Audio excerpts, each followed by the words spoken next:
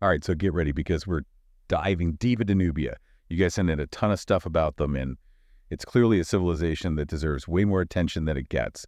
We're talking powerful rulers, impressive societies, and a connection to Egypt that goes way beyond what most people realize. You're definitely right to be fascinated by Nubia. It's not like it was just some little side story in Egyptian history. I mean, geographically, it's right there on the Nile, which automatically makes it important for trade, for culture, for conflict even, for literally thousands of years. It's not even that Nubia's story runs parallel to Egypt's. It's like they're woven together from the very beginning. Okay, so let's start unpacking that because we're talking way back before the pharaohs even, right? Yeah. And the A group culture. That really blew my mind when I was reading your research.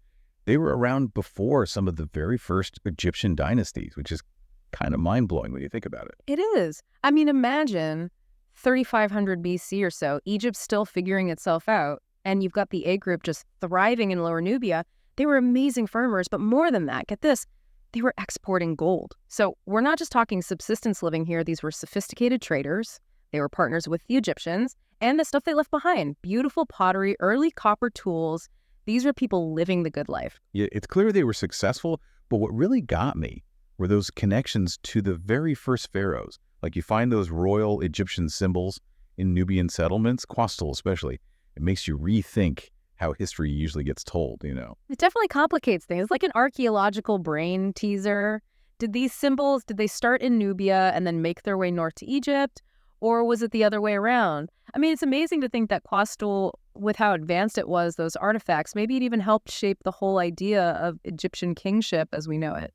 Yeah, that is a historical plot twist if I've ever heard one. So we've got this early Nubian civilization trading with Egypt, maybe even influencing the rise of the pharaohs. But then they don't just influence them, they straight up become rivals. And that's where the kingdom of Kerma comes in, right? Exactly. Around 2500 BC, give or take, you have this powerful kingdom emerging in Nubia, and they are a force to be reckoned with. I mean, they were as wealthy as the Egyptians. They were just as strong militarily. We're talking about Kerma, and their capital city, also called Kerma, was an impressive place. Monumental architecture, huge mud brick structures, defufas they called them, like the skyscrapers of their time, showing just how good they were at building. And they were not afraid. So we have this back and forth, this push and pull between these two powers. But then, and this is where it gets really interesting, after all that interaction, the rivalry, the cultural exchange even, the Nubians, specifically the Kushites, they flip the script. They conquer Egypt. Yeah, and that's where things take a turn. We're talking about the Napatan Empire now. These Kushite rulers basically said, okay, Egypt, we've been watching, I've been learning, now it's our turn. So around 750 BC, you've got King Pi leads his army north, takes over Egypt, establishes the 25th dynasty. King Pi, that's a name to remember. But here's what gets me. They don't just conquer Egypt, they kind of embrace it. Like they took on the Egyptian customs, their titles, even their gods. It's almost like they saw themselves as, I don't know, carrying on the legacy of this great civilization. Yeah. You see this fascinating mix of cultures. Like they loved Egyptian traditions. They even brought back pyramid building, which the Egyptians themselves had kind of moved on from by that point. But they kept their own Nubian identity too. It wasn't about erasing what came before. It was more like adding to it, blending it with their own really rich heritage. And the best example of that's got to be Pharaoh Taharqa, right? Yeah. I mean, you have a Nubian king ruling all of Egypt. He's building temples, leading armies, even going up against the Assyrian Empire. It's kind of epic when you think about it. Oh yeah, Taharqa, his reign is really important in this whole story. This is the 25th dynasty, a time of real power and prosperity. They had these huge building projects going on. And you're right about the Assyrians. They were a constant threat. He even teamed up with the biblical king Hezekiah from Judah, tried to push back against them. Can you imagine those two, like, comparing notes? That's wild.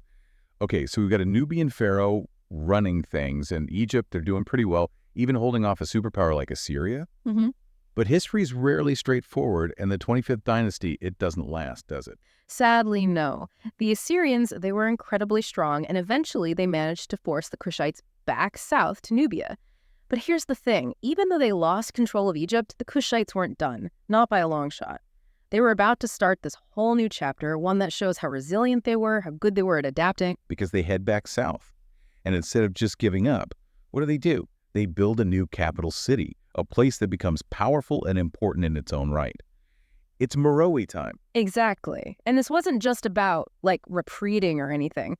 Meroë became a powerhouse. It had that Egyptian influence, but also those distinct Nubian traditions. It was like they took everything they knew, the best of both worlds, and created something totally new. See, this is what I love about Nubian history. They get knocked down, they get back up, and they come back even stronger.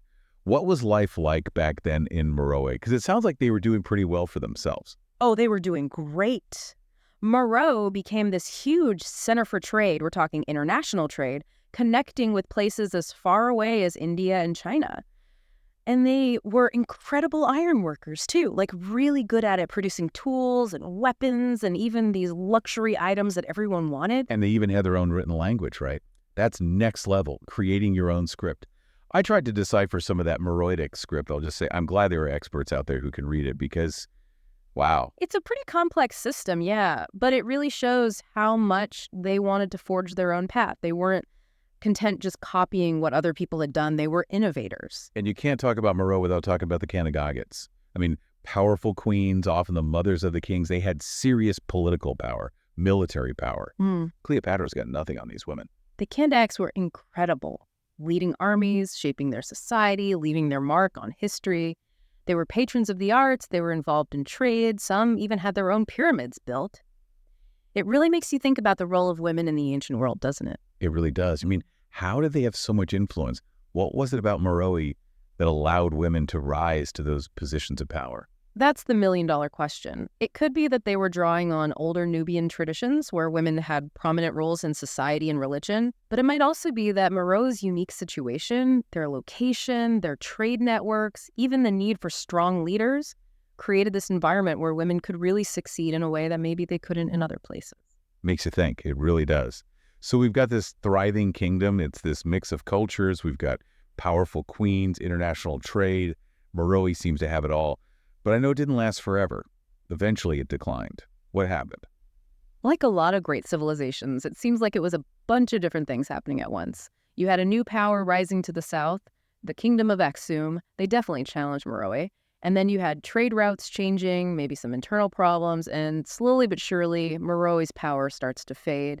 By around 350 AD, it wasn't the major player it once was. That's always a little sad, seeing a once great power fall. But before we get too bummed out about Meroë, Nubia's story doesn't end there, does it? No way. It actually goes through another fascinating transformation.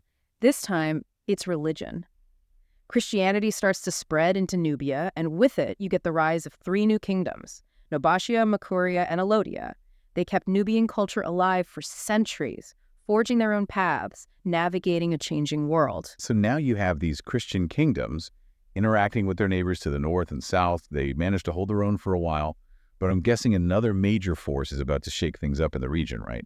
I was thinking about the spread of Islam, how that must have been a game changer for the whole region. You got it. And it's not like it happened overnight or anything. It was more gradual, right? Cultural exchange, people converting, this kind of blending of ideas, and it really reshaped Nubia over time. It's amazing how adaptable the Nubians were through all those centuries. Egyptians, Assyrians, Greeks, Romans, and then Islam comes along and they find a way to not just survive, but to thrive. But I gotta say, going through all this history, those later centuries, they feel kind of fragmented compared to the early stuff. Like, what happened to those Christian kingdoms? Did they just disappear at some point? They did eventually decline. It's never just one thing, it's always a bunch of factors. Internal struggles, trade routes changing, pressure from their neighbors, all of that plays a role. But here's the thing to remember, even if those specific kingdoms aren't around anymore, Nubia's legacy as a whole, that's definitely still here. And it's an incredible legacy when you really think about it. This civilization stuck in Egypt's shadow for so long, they didn't just survive, they thrived for something like 3,000 years. Innovators, warriors, builders, diplomats, they did it all. And the proof is in the pudding, or should I say, the pyramids at Meroë, those amazing temples, Musawarat as-Sufra, the art, the language, it all points to this really rich and complex civilization. They deserve to be recognized on their own terms, not just as some footnote in Egyptian history. 100%. And I have a feeling that as archaeologists do more digging, we're just going to learn even more about how amazing Nubia really was. Yeah. Who knows what's still out there waiting to be found. And that's what's so great about studying the ancient world. Every new discovery can change everything, challenge what we thought we knew, and we get a more complete picture of the past. Well, on that note, I think we've done our due diligence on Nubia for today. Hopefully everyone listening is as blown away by them as I am. This is a civilization that deserves to be remembered and celebrated and studied because they were so much more than just Egypt's southern neighbor.